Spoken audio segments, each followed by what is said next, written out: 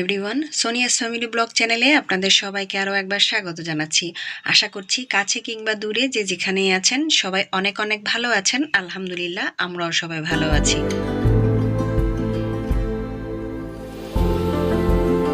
নতুন বছরের নতুন দিনের শুভেচ্ছা জানিয়ে আজকের ভিডিওটা শুরু করছি।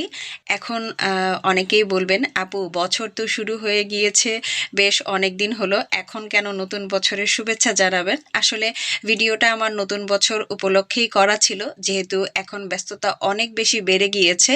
ভিডিও সঠিক সময়ে এডিট করে ভয়েস ওভার করা আমার পক্ষে একটু কষ্টকর হয়ে গিয়েছে, যার দরুন আসলে ভিডিওগুলো সময় মতো আমি আপলোড করতে পারছি না।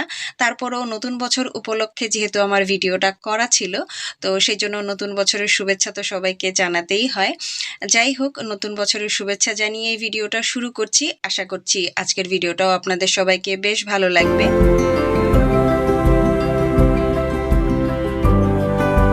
ভিডিওটা শুরু করেছি সন্ধ্যা থেকে। সন্ধ্যার পরেও যে সংসারে কত রকমের কাজকর্ম থাকে আসলে বলে বোঝানো যাবে না। গৃহিণীরা মনে হয় 24 ঘন্টাই কাজ করে থাকে, শুধু ঘুমানো বাদে।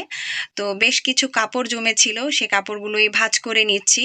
অনেকগুলো কাপড় একসাথে হয়ে গেলে যখন ভাঁজ করতে যাই আমার কাছে ভীষণই বিরক্ত লাগে।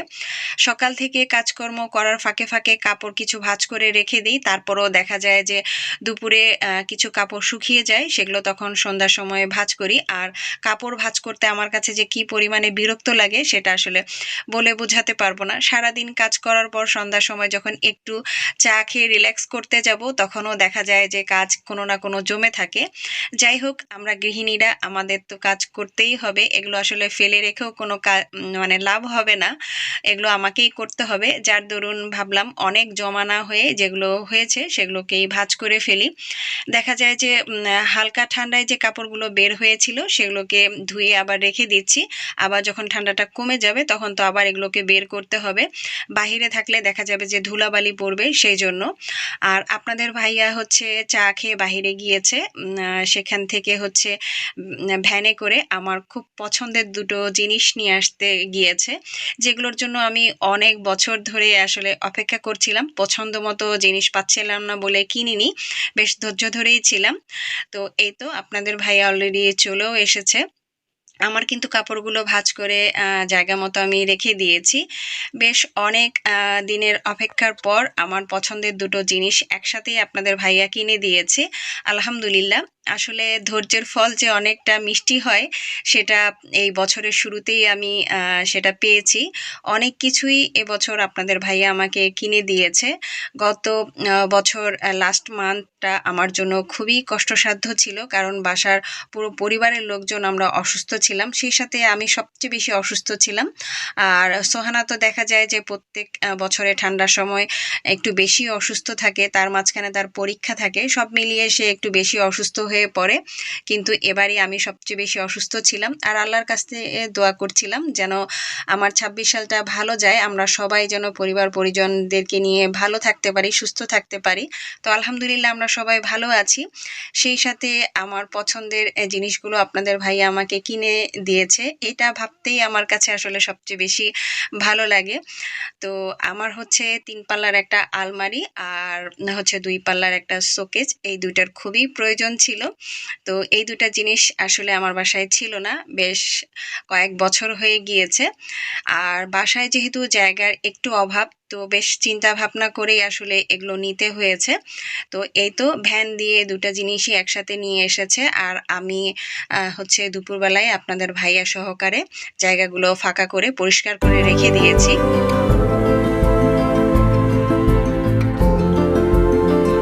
তো এগুলোকে নামানোর পরে 3 পাল্লার যে আলমারিটা ছিল সেটা সোহানার ঘরে দিয়েছি। আর এটা শোকেসটা আমি ড্রয়িং রুমের এক সাইডে রেখেছি, যেহেতু ড্রয়িং ডাইনিংটা আমার ওপেন, সেই জন্য আমি এখানেই রেখেছি। ডাইনিং স্পেসে আসলে খুব একটা বেশি জায়গা নেই, আর রাখলে দেখা যায় যে ডাইনিং টেবিলটা আমার একদম ক্লোজ হয়ে যাবে, সেই জন্য আমি ড্রয়িং রুমের এই কর্নারটাতে রেখেছি। আর ওখানে আমার শু ক্যাবিনেটটা ছিল, সেটাকে সরিয়ে ফেলেছি। তো এগুলো রাখার পর হাতের বেশ ছাপ পড়েছে। তো এই ভাইয়াটা এসেছিল যেই শোরুমটা থেকে আর কি আমরা এগুলো নিয়ে এসেছি। উনি এসে ভিতরে হচ্ছে একটা মেডিসিন দিয়ে এভাবে সুন্দর করে পালিশ করে দিচ্ছিল। আর বাহিরে হচ্ছে একটা ফোমের মধ্যে মেডিসিন লাগানো ছিল, ওইটা আসলে আমি তখন ভিডিও করতে পারিনি, আমি একটু বিজি ছিলাম সেই জন্য।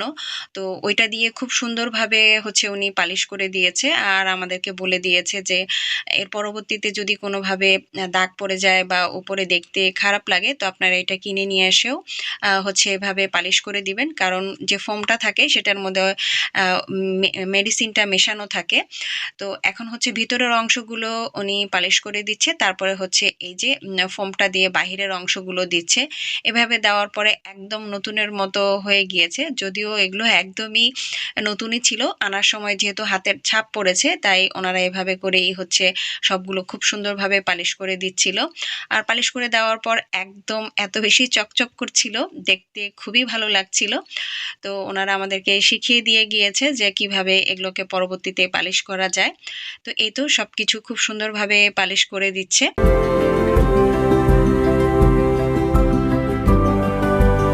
বেশ অনেক দিন ধরেই আমি হচ্ছে এই ফার্নিচারগুলো খুঁজছিলাম, তবে মনের মতো পাচ্ছিলাম না দেখে আসলে কিনিনি। অনেক দিন অপেক্ষা করেছি, অনেক দিন বলতে বেশ কয়েক বছর আমার গিয়েছে। আমি দেখা যায় যে একটা পাই তো আরেকটার সাথে মিলে না, কালার মিলে না, এভাবে করে খুঁজতে খুঁজতে আমার অনেকটা সময় চলে গিয়েছে। যাই হোক, ধৈর্যের ফল আসলে ভালো হয়। তো ফাইনালি একসাথে যখন আমার দুইটাই পছন্দ হয়ে গিয়েছে তো আমি একবারই নিয়ে নিয়েছি। আর এই হচ্ছে আমার আলমারিটা, আর আলমারির মাঝখানে এভাবে আয়না রয়েছে। আর এটার সাইডের যে ডিজাইনগুলো সেগুলো আমার আগে যে দুপাল্লার আলমারিটা আছে, আমার ওয়ার্ড্রোব আছে, তার সাথে একটু ম্যাচিং হয়েছে। আর ভিতরের অংশগুলো সেভাবে আসলে দেখাতে পারলাম না, যেহেতু এই সাইডটাতে আলোর পরিমাণটা একটু কম সেই জন্য। আর পাল্লাগুলো খুললে দেখা যায় যে অন্ধকার হয়ে যায়। তো আলমারিটা হচ্ছে গুছাবো, তো তার জন্য আমি হচ্ছে এখানে ন্যাপথেলিন নিয়েছি প্রায় 4 প্যাকেটের মতো। আর এখানে হ্যাঙ্গার নিয়েছি, যেহেতু এখানে শাড়ি ঝুলাবো। আর তার পাশাপাশি এখানে কাগজ নিয়েছি। এই কাগজগুলো মোটামুটি আপনারা সবাই চিনেন, এগুলো সাধারণত বই মলাট করার জন্যই নেওয়া হয়। তো আমি এগুলো নিয়েছি শেলফের মধ্যে বিছিয়ে দেওয়ার জন্য। তো এগুলো দিয়ে আলমারিটাকে হচ্ছে খুব সুন্দরভাবে গুছিয়ে নিব। আর আজকে আপনাদের সাথে আলমারিটা কিভাবে গুছিয়েছি সেটাই শুধু শেয়ার করব। আর পরবর্তীতে শোকেসটা কিভাবে গুছিয়েছি সেটা অন্য একটা ভিডিওতে আপনাদের সাথে শেয়ার করব। একসাথে যদি দুটা দেখাতে যাই ভিডিওটা অনেক বড় হয়ে যাবে। এই তো পুরো আলমারিটা একদম রেডি করে ফেলেছি ন্যাপথলিন দিয়ে। তো আর এদিকে হচ্ছে বাচ্চাদের কাপড় সব বের করে সুন্দরভাবে গুছিয়ে নিয়েছি আগেই, যেন আলমারিতে ঢোকাতে খুব একটা বেশি সমস্যা না হয়। আর কাপড়গুলো আমি একটু হালকা হালকা করেই রাখবো, যেহেতু জায়গার পরিমাণ অনেক সেই জন্য।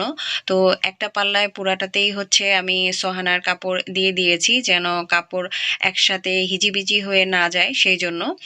আর প্রথমে হচ্ছে সোয়াদ আর আপনাদের ভাইয়ার কাপড় রেখেছিলাম, পরবর্তীতে হচ্ছে এখান থেকে কাপড়গুলো সরিয়ে তাদেরকে ওই আলমারিটা দিয়ে দিয়েছি। আর এখানে শুধু হচ্ছে আমার কাপড় আর সোহানার কাপড় রেখেছি, যেহেতু শাড়ি থ্রি পিস এগুলো মিলে হচ্ছে জায়গা হচ্ছিল না সেই জন্য এখানে আলমারিটাতে আমার আর সোহানার কাপড় রেখেছি। বাদবাকি নিচের যে জায়গাটা ফাঁকা রেখেছি সেখানে হচ্ছে শীতের কাপড় রাখবো। এখনো যেহেতু অনেক ঠান্ডা, শীতের কাপড় রাখতে আসলে অনেকটা সময় লেগে যাবে সেই জন্য। আর এখানে হচ্ছে আমার টুকিটাকি কিছু শাড়ি রয়েছে, আর এই শাড়ি আর ওড়নাটা হচ্ছে আমার বিয়ের শাড়ি, আর নিচে হচ্ছে আমার বউ ভাতের শাড়ি। আর সবগুলোই মোটামুটি আমার বিয়ের সময়ে হচ্ছে কেনা, যেহেতু আমি শাড়ি খুব একটা বেশি পরি না সেই জন্য শাড়ি আমার তেমন কেনা হয় না, বলতে একদমই কেনা হয় না। ঈদের সময়ও আমি শাড়ি কিনি না। যে কয়টা শাড়ি দেখতেছেন সেগুলো সবই আমার হচ্ছে গিফটের শাড়ি।